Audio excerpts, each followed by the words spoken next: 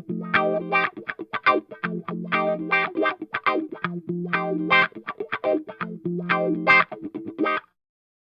there. Today I want to talk about the big question that everybody has. What do I want to be when I grow up? Right? But now you're already grown up and you're just trying to figure it out. And honestly, it's not a bad question.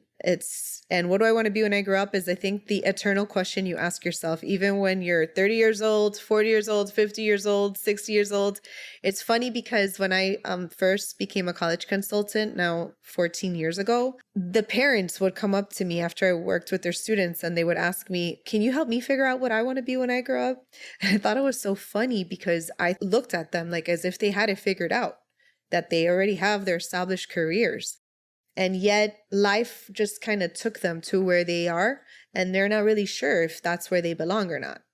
So they reach this point where they have to reevaluate and reassess where they are and if it's where they really want to be. So I want to talk about how you can figure out if where you are, where you want to be, and if you're not sure where you want to be, how to find out.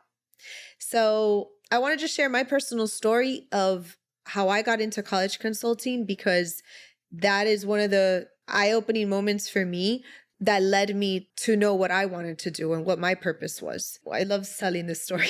I was with one of my best friends at an Erykah Badu concert. I was at a crossroads in my career, and I had a conversation with her, and I told her, I want to start my own company, but I just don't know in what. And she said, well, what do you want to do? And I said, I want to help people. And she's like, that's a very broad statement. How do you want to help people? And I said, well, I want to help them by reaching their full potential, but I don't know what that looks like. And she said, oh, it sounds like you want to be a life coach. And at that time, I had no idea what a life coach was. So I went back home that day and I Googled life coaching, and I realized, okay, actually, this does sound like what I want to do. So I started researching it, and I looked at the demographics, I looked at the industry, and I noticed that the industry was unregulated. So pretty much anyone can say they're a life coach and be a life coach. For me, that was kind of a turnoff, because how would anybody believe that I was a life coach? And then aside from that, I looked at the demographics. My background was in advertising. So for me, looking at demos was very important. And the market. So I looked at the market, and the market for life coaches, who hires life coaches, were between 35 and 55 years old, if not, and sometimes even older. And I said to myself, what life advice can I share as a 24-year-old with these people? Nothing. I would feel terrible and probably feel useless to be hired as a life coach at my age without having any life experience. I wouldn't have gone through a divorce, a job loss, a career shift, loss of a loved one, children, all these challenges that come up as an adult. I had zero experience with. So I said, nope, can't do that. Let's go younger. What did 20-year-olds need? Well, 20-year-olds need everything. They need a lot of guidance, a lot of direction, but they are broke. They're just trying to figure their careers out, and they're trying to go up the ladder and see where life takes them, meet a spouse, get established, have children, whatever the case may be. So I said, okay, no, that's not going to work. Then I said, what do younger people need? And younger people were teenagers, and they're trying to figure out what they want to be when they grow up and what university they're going to go to. And I said to myself, oh my gosh, those are the two happiest problems to solve. I was way more enthusiastic about that than trying to help someone that just went through a breakup or had a job loss or has experienced something that's not as happy. So I considered those to be the two happiest problems in the world. And then I said, okay, great. I love that. Who is that? Who is that person? So I went on Google and I searched person that helps students find the right college and career. And lo and behold, it was a college counselor. And as soon as I saw that name, I go, ugh, nope, sorry, not doing it. And I judged the book by its cover. If someone had told me out of high school that I was going to be a college counselor, I would have laughed in your face. I would have never considered being a college counselor. First, because of the title. It just sounds so basic if in a shallow way, it sounds very basic. And then aside from that, the pay. I didn't want to be put in a box with a fixed salary working in the school system. So for me, that was not attractive. But the job description sounded exactly like what I wanted to do. So I said, okay, let's see how I can make this work, because I definitely wanted to do this. And I said, you know what? I'll start my own business. So I thought I was reinventing the wheel. I looked up private college counseling business, and it was independent college consulting. When I saw that there was a world that existed with this in this business, in this field, I was so happy. And so I said, perfect, this is what I'm going to do. Now, how do I do it? So I ended up Googling again the best private college consultants in the country, and I started reading their biographies. And as I read their biographies, which are pretty much mini resumes, I got to see what each person did. And a lot of them shared the same pattern of activities, programs, education, experience. And I said, okay, perfect. I'm going to do that. And that's what I did. And eventually it led me to where I am today as an executive coach and speaker.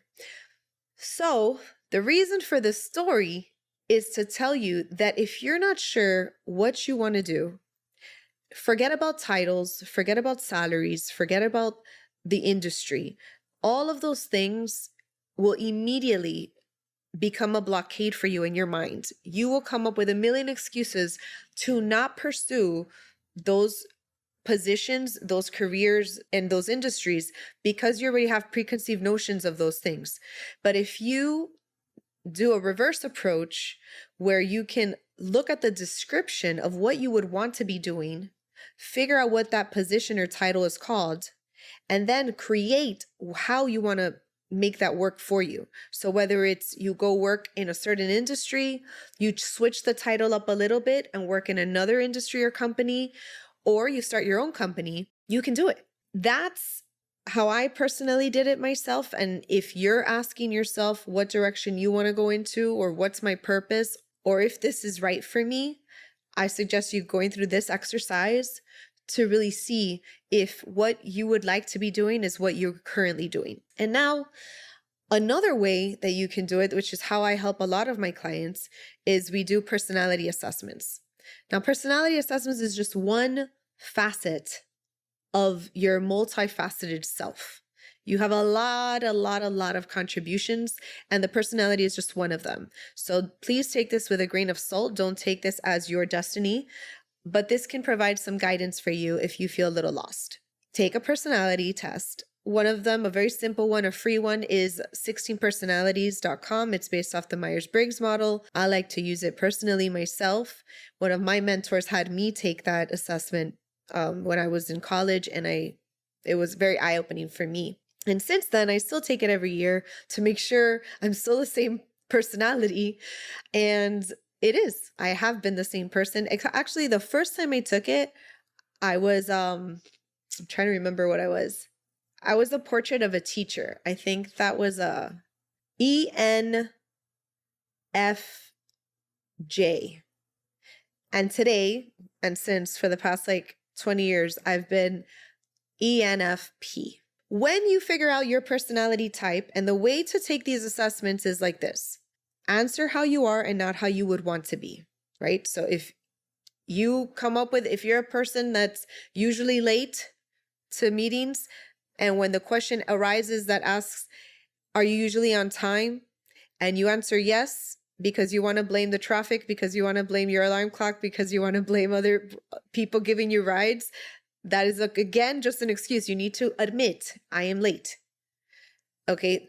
The things that you are not proud of, you have to admit. There's no judgment in these personality assessments. There's no one that's going to tell you you're bad, you're good.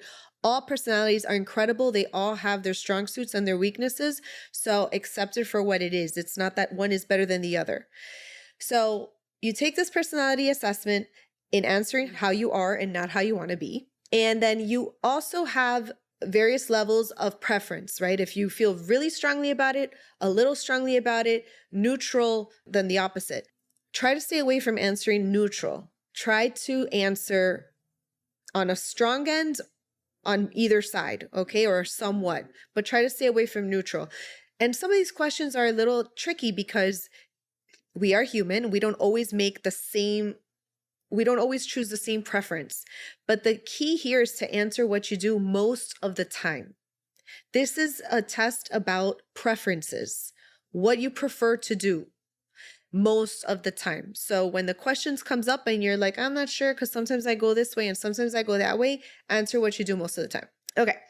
After you take that test, then there's going to be a section in the results that's going to give you best fit careers. I usually like to use this website called Truity, TRUITY.com. And I'll put their best fit careers for ENFP, like whatever the 4 letters are of your results, you put that there and it'll give you the careers that are best fits for your personality type. And as you go through the different careers or positions, remember to keep in mind, these are just titles that lead to job descriptions. You should be focused on the job descriptions and not so much on the title. When you read the job descriptions, you can then decide how you want to execute on that. Again, you can either choose to start your own business, you can choose to work for a different industry, or you can choose to change the title a little bit to something that suits you. But at least you know what are the tasks that you like to be engaged in. Think of when you were a child, what you like to do. Did you like to build Legos? Did you like to play hide and seek? Did you like to stand on stage? Did you like to convince people? Did you like to trick people? Like all these things that you used to do as a child that you found to be fun. You as an adult now, what do you like to do that you consider to be fun? What activities, tasks, day-to-day stuff do you enjoy? Right? So today, for example, I tried to have my daughter learn to cook an egg.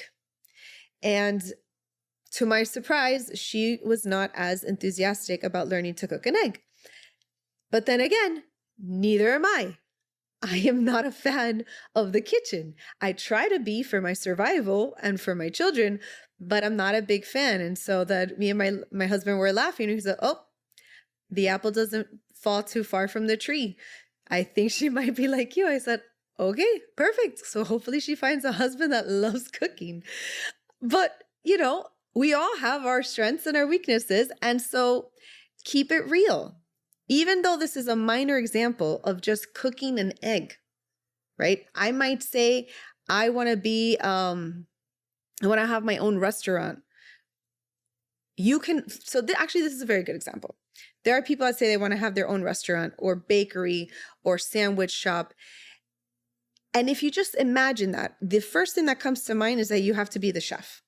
A lot of people that want to start their own restaurant is because they love cooking, because they love being a chef or a pastry chef or just being in the kitchen. But to have your own restaurant is not just being the chef. You have to be a manager. You have to be an owner. You have to be in sales. You have to be in marketing. You have to have a lot of different hats to run a business. And so if you look at each job description, which one do you want to sit in? If you want to be the chef, then you need to find your manager. If you want to be the chef, you need to find your sales guy. You need to find your marketing guy, your catering guy. All these people to help you achieve your desired wish to be the chef you want to be.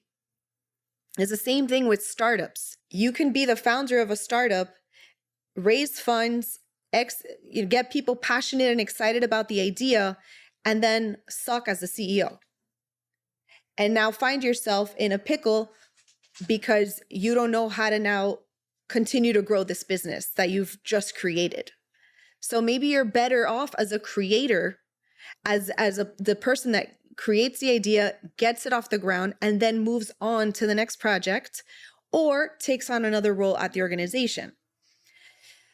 It's just thinking about it in a different way, being creative and not feeling like you have to let go of your dreams. You're just tweaking what you're actually doing in your dream.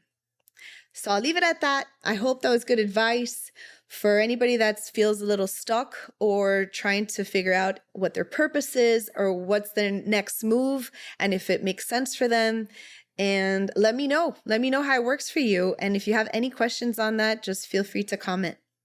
All right. Bye.